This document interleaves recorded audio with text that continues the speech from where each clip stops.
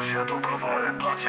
Ako tí podepsali sa suverénny, tí chcú byť proeurópsky alebo pronárodní. Je to smiešne, nevadí im mať nad sebou pána. Najväčší paradox, že si to aj tak vybrali sami. Aj tak sa sťažujú na systém, nedobne ich, že oni umožnili jeho existenciu.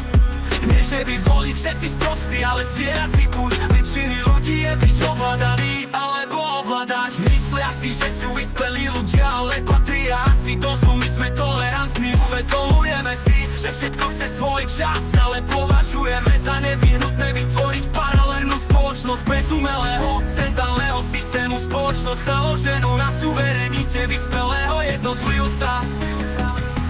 Najväčší novodobí fašisti sú horší ako boli fašisti. Je to asi na jedno brdo, ale uráža ma pokrytectvo.